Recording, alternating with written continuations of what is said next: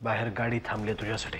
तुला जिथे कुठे जायचं असेल तिथे तो सोडून येईल. यायले कसला जाऊ दे ना. खोटं बोलणाऱ्या माणसाला माझ्याकडे माफी नाही. जानकी तसं काही करू नकोस. एकदा एखाद्याच्या नावाचं कुंकू कपाळी लागलं, त्या घराचं माप ओलांडून आत गेलं की त्या घरातून बाहेर पडायचं ती 4 जणांच्या खांद्यावरून. अगदीच मला खरं सांगा, नक्की तो फोन कुणाचा होता? वनिताबाईंना परशुदादांकडून दिवस गेले होते. वनिताबाईंशी तुझा काय संबंध? जानकी, भाऊजींनी यांना का बोलवलं? नाही म्हणजे पांडू आला होता, खूप घाईत होता ना म्हणून विचारलं. जानकी गप्प बसू नकोस. काय झालंय? मला नाही माहित. यांच्या हातून परत काही चूक झालीये का ग? मला खरंच नाही माहित. हेच माझ्याकडे बघून बोल एकदा.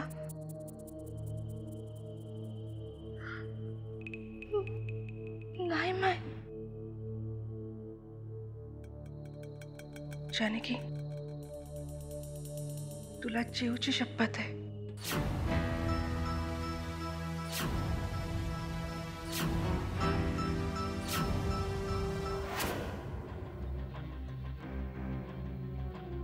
मला फक्त एवढंच सांग परशु, त्या बाईशी तुझे काय संबंध आहेत? अरे दादा, आता झालं गेलं सगळं गंगेला मिळालं. आता का तो विषय काढतोयस? आता काय झालं तरी काय ते तर सांग. कारण मला माहिती आहे परशु, त्या बाईशी तुझे संबंध होते. एवढंच नाही तर तुझ्यापासून तिला दिवसही गेले होते. नंतर कुठल्या तरी हेतूने तू तिचं लग्न माझ्याशी लावत होतास. हे खरं आहे का खोटं आहे?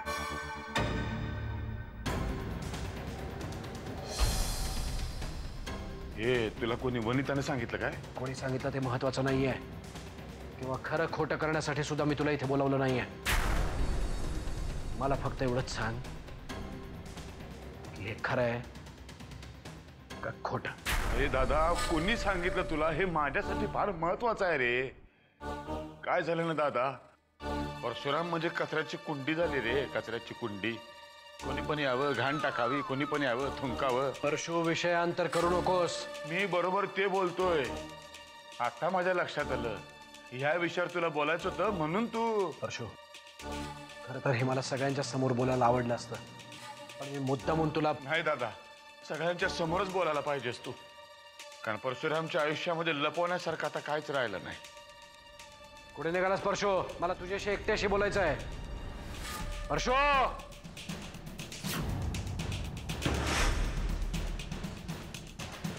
काय झालंय दादा?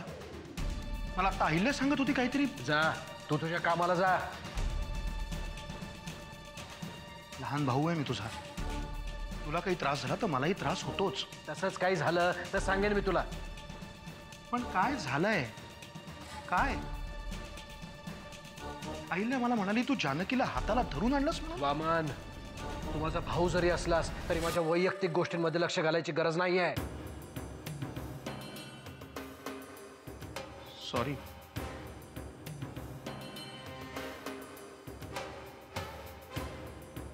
सॉरी.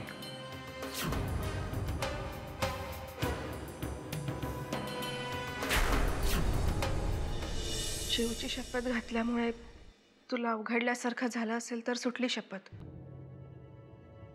पण तरी तुला सांगावं लागेलच. अगं, खरं तर झालं काहीच नाहीये. मी मुद्दामून सांगायचं म्हणून नाही सांगितलं कोणाला. पण भाऊजी एवढे का चिडलेत?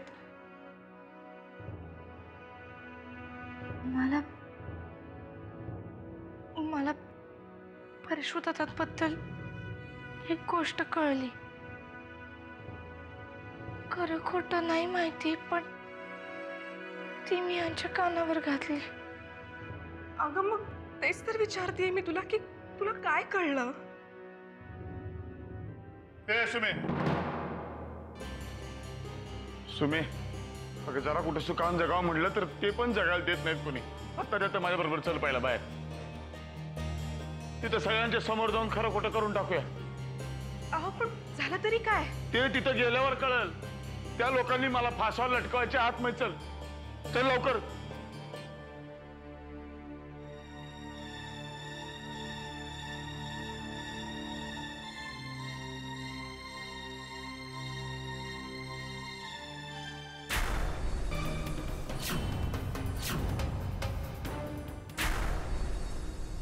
दादा आता थोडा वेळ थांब. अजून आता जास्त घाई करू नको. थोडा वेळ थांब. सुमित्रा येते. सुमित्रा आली की तुझ्या समोर तिला विचारतो. म्हणजे खरं खोटं काय ठेवून जाऊन दे. वामन तू पण इथं उभा आहेस ना, हे फार बेस्ट झालं बघ. आता आत्याबाईला बोलवून घेऊ सगळ्यांच्या स्पर्श. इतका तमाशा करायची गरज नाहीये. अरे गरज नाही कशी? गरज आहे बाबा. सतत माझ्यावर अन्याय होतोय. कुठलाही अन्याय झालेला नाही तुझ्यावर. साधा प्रश्न विचारलाय मी तुला. दर 2 दिवसांनी कोणतरी संशय घेतो आणि प्रश्न विचारतोय. सुमित्रा तुला इथे यायची काही गरज नव्हती. ए सुमित थांब. कारण मला माहिती आहे अख्खा जगाने जरी पाठ फिरवलं की नाही तरी तू माझी साथ शेवटपर्यंत देणार. हे बघ परशू, आता दादा म्हणतोय ना, हे बामण्या तू घबरा. ज्याचं जळतं त्यालाच कळतं. म्हणून फाटक्याच्या घरामध्ये पाणी गळतं. तू घबरा बाबा. तुम्ही दादाचं असं म्हणणं आहे की त्या वनिताबाईला माझ्यामुळे दिवस गेले. ते पोरग मी मारलं आणि दादाचं तिच्यावर लग्न करण्याचा मी घाट घातला. अगं बोल ना सुमे, तुला वाटतं काय हे सगळं खरं आहे म्हणून? परशू उगाच राईचा पर्वत करू नकोस. आणि हिला का मध्ये ओढतोयस? हे बघ दादा, मी तुला खरं खरं सांगतो. त्या वनिताचे आणि माझे संबंध होते. लग्नानंतर पण होते. पण हा सगळा झाला भूतकाळ. तो परशू संपला. गाडला त्याला मी. आताचा परशू बदलला रे दादा. माझ्यावर विश्वास ठेव. आता तसं काही पण नाही. परशू मला फक्त तुझ्याकडून हो किंवा नाही एवढंच उत्तर हवंय. अरे मी तुला सांगितलं ना, तिच्याबरोबर माझे संबंध होते. पण माझ्यामुळे तिला दिवस गेले. हे सबसिड खोटं आहे. पण दादा हे जे काही झालंय हे सगळं तुला कोणी सांगितलं? अरे वामण्या, पहिल्यांदा माझ्या फायद्याचं बोललास बघतो. मी पण दादाला हेच विचारतोय की हे सगळं तुला सांगणाऱ्या माणसाचं नाव काय?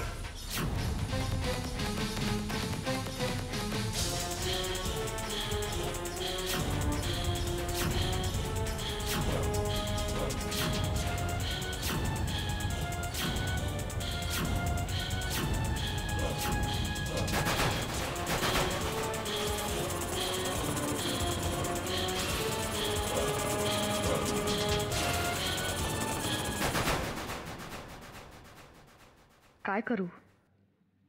फोन करू का नको?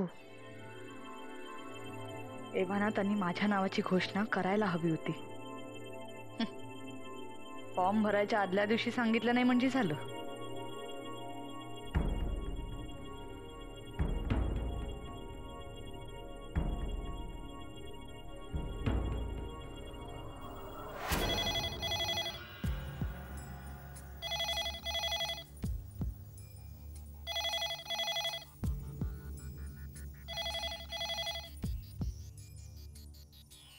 हॅलो, युगंधरा सरथपेंचं घर. कोण बोलतंय? कोण बोलतंय ते तुम्हाला चांगलं माहिती आहे. पण माझा अपमान करण्यासाठी तुम्ही मुद्दाम विचारलं कोण बोलतंय ते. अच्छा, तुम्ही बोलताय तर? मीच बोलतोय. त्यांना फोन द्या, मला त्यांच्याशी महत्वाचं बोलायचंय. अपमान नंबर 2. तुम्हाला सगळं माहिती आहे की युगंधराबाईंची महत्वाची कामं मीच करतो. बरं, मग माझ्या नावाची घोषणा कधी होणार आहे? आता अपमान करायची पाळी माझी आहे. म्हणजे तुमच्याशी त्यांना बोलायला अजिबात येळ नाहीये. उद्या पण नाही, परवा फोन करा.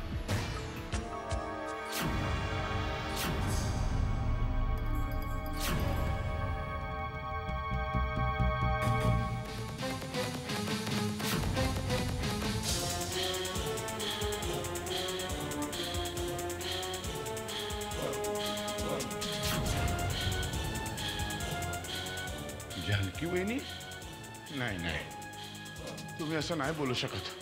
अख्खं घर, सगळी घरातली माणसं एकत्र राहावी म्हणून एवढं झटताय तुम्ही असे माझ्यावर आरोप कशा का कराल? नक्की कोणीतरी तुमचं मन कलुषित केलेलं आहे. एक मिनिट परशू, मला काय वाटतं की तू हे भामने, तू लहान आहेस माझ्यापेक्षा बाबा. सारखं मध्ये बोलू नको. बस झालं परशू. जानकी, सुमित्रा तुम्ही आज जा. आपण या विषयावर नंतर बोलू. नाही वहिनी, तुम्ही थांबा. मी तुमच्या बरोबर काही चुकीचं वागलो असेल तर त्यासाठी मला माफ करा, पण असले घाणेरडे आरोप माझ्यावर करू नका. मला जे वनिताबाईंनी सांगितलं तेच मी यांना सांगितलंय.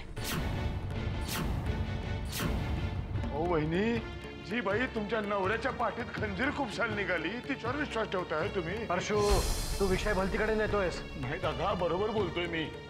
त्या वनितांनी या वहिनींच्या साध्या भोळ्या स्वभावाचा गैरफायदा घेतला, यांच्या मनामध्ये विष कालवलं.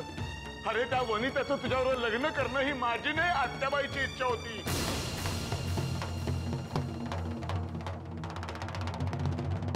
त्यावेळेला तुझं लग्न होणं ही तुझ्यासाठी गरजेची गोष्ट होती रे. बस झालं परशू, तुझा मुद्दा कळला. आपण या विषयावर नंतर बोलू. असं कसं दादा, आताच बोलायला पाहिजे. जे काय व्हायचं ते आता इथे सगळं न्याय निवाडा व्हायला पाहिजे. बस झालं परशू, जा तू इथून. कुठे जाऊ दादा, कुठे जाऊ? जो तो आपला मला लात मारतोय, कुठे जाणार मी? त्या दिवशी स्वतःला संपवायला निघालो होतो, का हात अडवलास तू माझा? तेव्हाच मेलो असतो तर गेलोच की नाही स्वर्गामध्ये. बास परशू बास. आता दादा सांगतोय ना. ए वामण्या, तुझं दादा दादा बंद कर रे बाबा. 6 दिवसांनी मी पण तुझ्यापेक्षा मोठा आहे, मला कधी दादा म्हणाला नाहीस तू? हा, आणि मगाशी एकदम फायद्याचं बोललास, नंतर सगळं तोट्यातच बोलतोस तू. हे सुमी, तुझा तरी विश्वास आहे ना माझ्यावरती? दादा माझ्यासाठी देव आहे ग, पण आज त्याचा पण माझ्यावर विश्वास राहिलेला नाही. नाहीये परशू, माझा तुझ्यावर विश्वास आहे, पूर्ण विश्वास आहे. दादा मला माफ कर दादा, मी खरंच असं काय वागलेलं नाही. विश्वास ठेव माझ्या. उठ परशू. परशू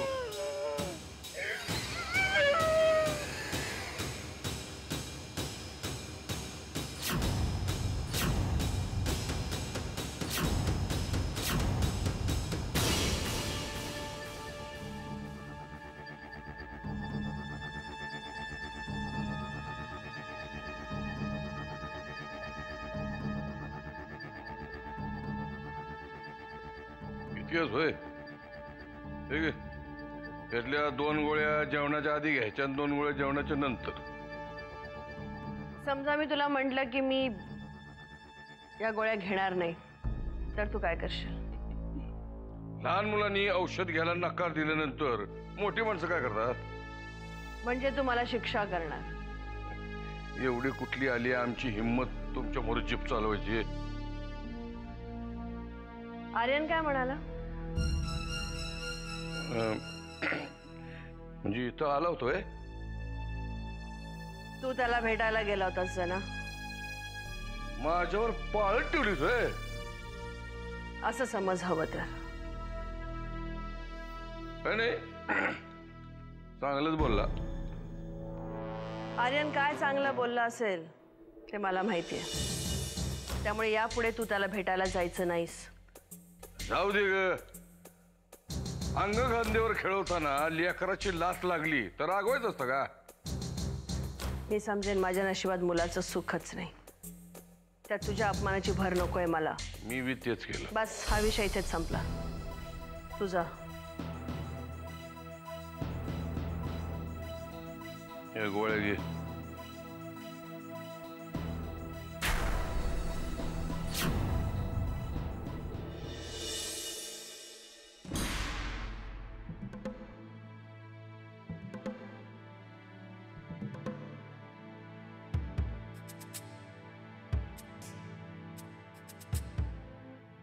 जानकी,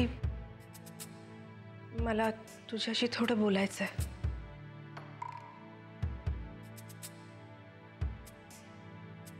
नंतर बोललं तर नाही का चालणार? नाही,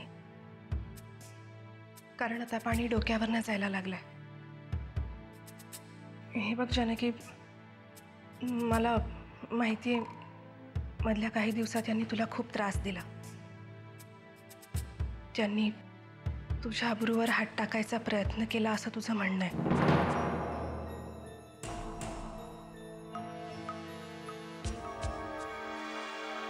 असं माझं म्हणणं नाहीये, त्यांनी तसं केलंय. हे बघ, तू खोटं बोलतेस असं मला अजिबात म्हणायचं नाही, कारण मला माहिती आहे की माझंच नाणं खोटं आहे.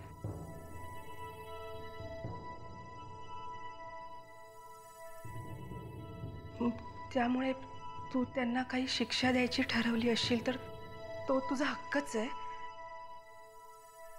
नाही, कोणालाही शिक्षा व्हावी अशी माझी अजिबात इच्छा नाहीये. तसा माझा स्वभावच नाहीये. आणि परशुदादा आतापर्यंत जे काही वाईट वागले असतील ना ते माझ्यापाशी, ते जर तुझ्याशी आणि जीवशी चांगले वागत असतील तर त्यांचे सगळे गुन्हे माफ आहेत. वाल्याचा वाल्मिकी झाल्याची गोष्ट आपण लहानपणापासून ऐकतो ना. मग आत्ताच हा वाद कुठून आला? मला नाही माहीत. मला परशुदादांबद्दल जे काही कळलं ते मला यांना सांगावंच लागलं. वनिताबाईंकडनं कळल्या ना तुला या गोष्टी? भाऊजींच्या कानावर घालायच्या आधी या गोष्टीची शहानिशा करावी असं तुला एकदाही नाही वाटलं? माझं तर अजूनही हेच म्हणणं आहे की परशुदादा खरे असावेत आणि मी जो वनिताबाईंवर विश्वास टाकला तो खोटा ठरावा. मलाही हेच वाटतंय. कारण पूर्वीचे हे आणि आत्ताचे हे यांच्यात जमीन आसमानाचा फरक आहे. सुमिताई, माझ्यामुळे तुझ्या सुखी संसाराला त्रास व्हावा असं मला कधीच वाटत नाही.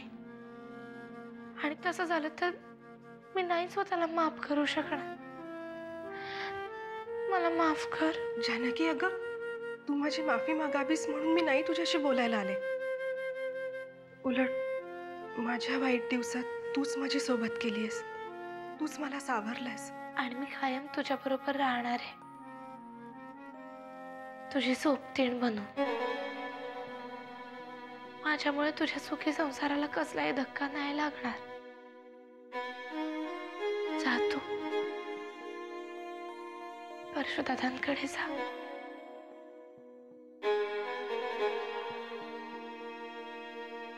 आता माझ्या जीवात जीवाला.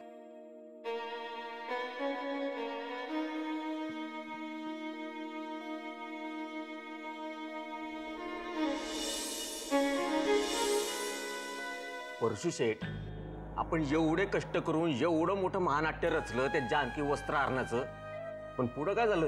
हा, इथं तुमचीच कापडं निघायची वेळ आली. त्याला काय ना राग्या, आपलंच नाणं खोटं निघालं रे. काय करायचं आता?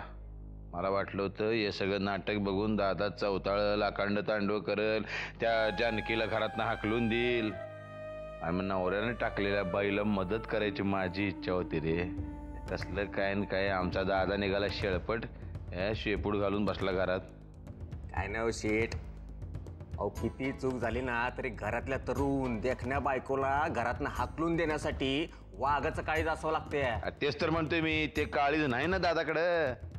आणि तुमचं काय झालं? माझं काय? अहो तुमची डेअरिंग झाली का त्या वनिताला संपवायची? अरे नरसळ्या, वनिता म्हणजे तळहातावरचा फोड आहे. किती नकोसा झाला तरी जीवापड जपावा लागतोय. पण मी काय म्हणतो परशु शेठ, अरे तुझा पगार किती आणि बोलतो किती रे तू? माझा पगार शून्य आणि माझी लायकी शून्यातली शून्य. माझी ही अवस्था केली कुणी? मी. परशुरामनी केली हवाय आम्हाला. पण या राग्याचा राघोबा सावकार सुद्धा मीच करणार आहे. पण मी कोण आहे? शिकारी. आणि शिकार करण्यासाठी काय लागते? नियम. नियम लय भारी पाहिजे बघा. चूक. नियम नंतर 6व्याच टप्प्यात आल्यावर लागतो. त्याच्या आधी लागतो संयम. कळलं का? मचानावर बसायचं, 6व्याच टप्प्यात येण्याची वाट बघण्याचा संयम. आता काय करायचं? मचानावर बसून नियम धरून बसायचं. 6व्याच टप्प्यात आलं रे, आलं की डिस्क्याव खेळ खाल्लास. हा, पण त्या मचानाखाली मला बकरं म्हणून बांधू नका म्हणजे झालं. ये बकऱ्या.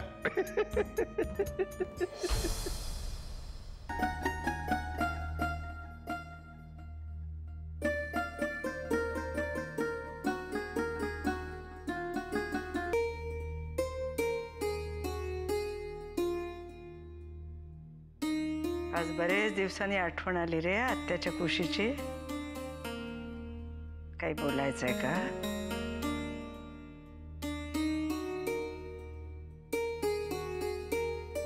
खूप काही बोलायचंय आत्याबाई.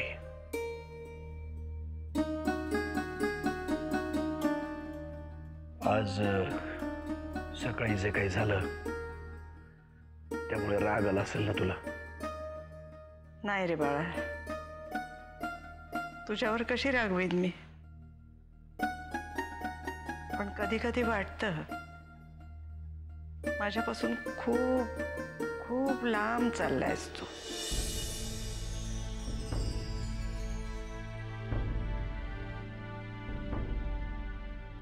आत्याबाई, प्रत्येक माणूस थकला, भागला किंवा अस्वस्थ झाला की एक हक्काचा खांदा शोधत असतो, जो बहुतांशी त्याच्या आईचा असतो.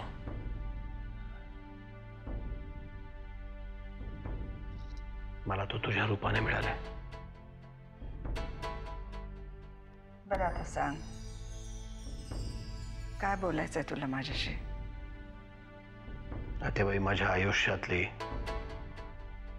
अत्यंत मौल्यवान अशी एक गोष्ट जवळजवळ हरवून बसलो होतो मी आज. जानकी शिवाय दुसरी मौल्यवान वस्तू कोणती आहे तुझ्या आयुष्यात?